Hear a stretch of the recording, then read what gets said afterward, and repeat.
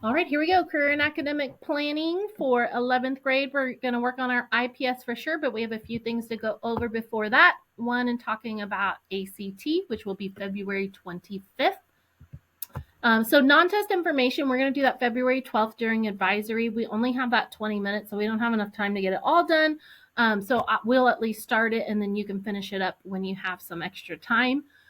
So we're going to do that. Definitely have to have it done prior to February 25th when we go to take the ACT. Basically, all you do is go to myact.org. I give you your transcript, and you look at that and you fill out questions.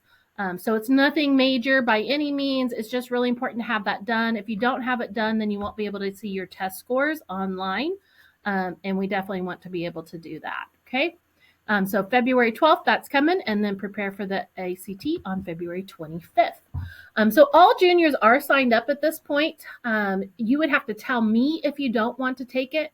So I order all the ACT booklets and everything. So if you're not going to take it, I need to know. This is not something that you decide the day of and just don't show up. So if you could definitely make sure that you're talking to your parents and see if that's something that you are not going to do.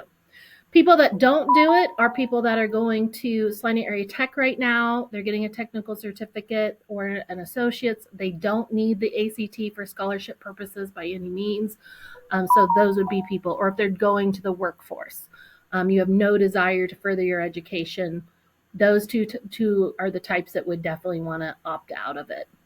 We do need a parent approval. So again, just don't not show up. We need the parent approval that you're not going to take it. And it's free, so why not? At least try it. So you don't need to do anything to sign up for it. I did that part. What you need to do is you need to prepare and you need to fill out the non-test information. Okay, so we'll get to that point part when we are meeting on February 12th. Just so you know, the bus departs at 8:10 on the east side. We'll go to the Assyria Community Building. I'll have everything ready. All the desks and everything will be ready to go. We'll take our test, and then it ends around noon. We'll come back. We'll be back for lunch. So my suggestion is to start with this one. Take it again in the summer or fall if you want a better score. It is sometimes hard to do it during the school year, especially if you're cross country or in athletics. So taking it in the summer is usually a really good idea. Salina Tech students will miss Salina Area Tech in the morning, so you'll report to Southeast of Salina so that we can get on the bus together and go over there. IXL does have an ACT test prep that's really helpful, and then this is the preparing for the ACT test booklet, and we'll have copies of those in the counseling center here soon, but I'll give them out as soon as I can get those printed off. So how should I prepare for the ACT? Sorry. Step one, the best way to do it is to take a full-length practice test. There's a full-length practice test, paper, pencil in the booklet, and then you can actually, it has the answer key in the back, so you can score it. I have multiple years in my office, so if you would like to take multiple tests, you absolutely can. There's also practice tests on the internet that you could take. myact.org has several things that you can take as well. Review your results. So look at it and see, okay, what went well, what didn't go well, where did I miss the most questions, what do I need to practice? So if you missed all of the geometry questions, maybe you need to brush up on your geometry a little bit, kind of a thing. So did you finish each section in the timing that you were allowed? The biggest one that people usually don't have all the time in the world for is reading. You have to read a passage and answer questions every 10 minutes. So there's usually about 3 passages, and in 10 minutes you have to read it and answer those questions. And they're long sections, so something to kind of think about. And then that step 3 would then do the targeted practice areas that you know that you need work on. Make sure you're working on those, and then repeat. Do your work, take another practice test, and so on. IXL, you can enter your scores from a previous or practice ACT test, and then IXL will create an easy-to-use study plan just for you. I actually enter those at the beginning of the year for seniors as well, so that they can practice that as they're getting ready for another ACT. And remember, really why they're doing another ACT is to get a better score so that they get more scholarship money. So you can see here, Fort Hays State University, you can check out the different levels to get in. Admission-wise, you need a 2.25 GPA or an ACT score of 21. So basically what you would use your ACT score is you have to have an ACT score in order to earn a scholarship. So if you have a 21 on your ACT, you can kind of look here, this is the 21 level, and then it matters on your GPA. So if you have a 3.35 or above, you're going to earn yourself a scholarship with a 21. You're going to earn yourself a scholarship with an 18 on your ACT score. So if you didn't have an 18 on the ACT, if you didn't have a 21 on the ACT, you could still get a scholarship, but you would have to have a GPA of 2.25 to get in, which is actually pretty low comparatively. So if you get a 27 or above, you're looking at the $15,000. That's over 4 years, and then it's split in half. So you can kind of do the math on that.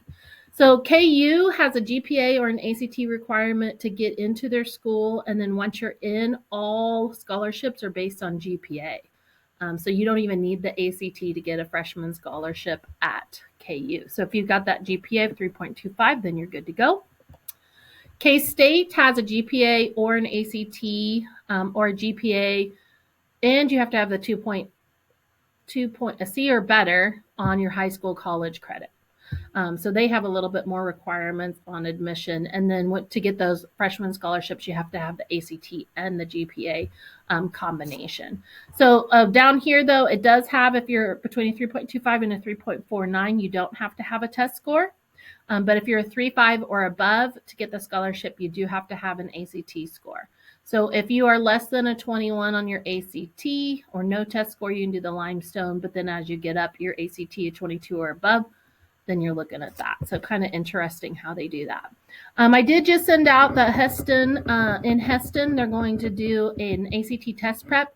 This is not, we're taking a practice ACT.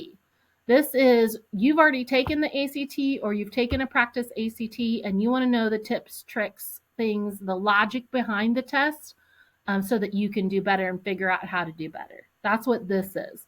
You must go in having already taken the ACT, and she actually uses that, let's see, the booklet, this booklet, and specifically references questions in the booklet. So you definitely want to make sure that you have that already done before you go. But you can go for $65 on January 20, if you order by January 25th. If it's after that, then it's $80. And then it's February 5th at the AGCO building in Heston. So if you'd like to do that, it is a school day, but you can have your parents call in that that's what you're doing.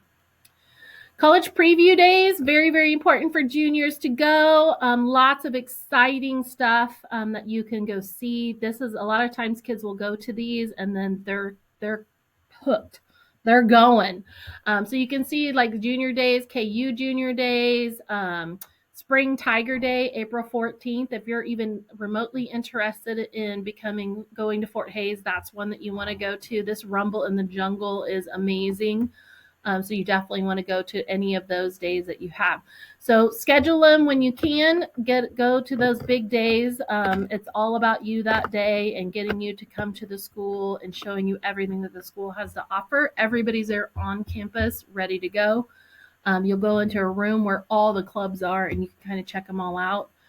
So I just really think that those are important for you guys to go to. And then Fort Hays is coming to town. So in Salina, they were at lunch today. And so then they are having this program on February 2nd at the Hilton Garden Inn in Salina. And you can actually go earn some scholarships and different things like that. So go ahead and get out your IPS. Remember, your IPS is in Google Classroom. Open up your IPS. If you go to classwork and then you click on My IPS, you might have to unsubmit it if you submitted it last year, and then go ahead and open it up.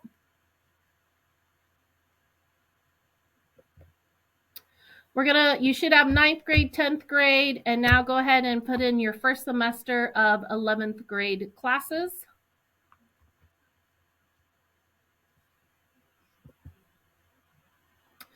Double check that all of this is done on this page. So on March 26th, we're going to Kansas State University. And then we also went to that college planning conference already, so you can go ahead and add those there.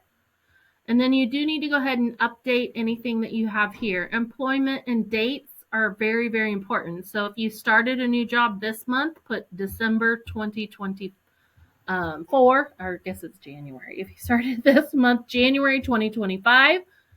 Possible references, one that definitely would be a good one would be your advisor, because they're going to be with you next year as well and should really get to know you. These want to be non-family members. Okay, so non-family members. And then last but not least, you're going to look at grade 11, write any changes that you might have to what your career goals might be. So it might be something as simple as, I plan to go into nursing. I've changed from nursing. I now want to be a doctor. I've decided I want to be an architectural engineer. Write anything that you want. Capital letters, periods. Whatever you're most passionate about right now. Some things that we're going to start thinking about when we enroll. So we're going to really start thinking about pre-enrollment. So we're going to do that in February. So just remember, we have our college-bound students. You're going to do English Comp, Government, probably college algebra, calculus, and then if you didn't take it your junior year, personal finance. If you're tech or workforce bound, practical English might be one that you want to do. If you are going to tech and need getting your associates, you will need to do 1 year of English Comp for sure, 1 semester, excuse me. Take government, because everybody has to take government. And then if you didn't take it your junior year, living on my own or personal finance. And then if you are tech school or workforce bound, you should be going to the tech school already, or you should be doing on-the-job training. We have awesome electives. You have even more that open up as a senior. You do get first choice. So the teachers are pretty great about that. So that's kind of great. So if you've never been able to do woods, this is your year. You'll definitely be able to do that. So kind of keep those in mind and start thinking about what you want to do. All right, that's it for me. Have a great day.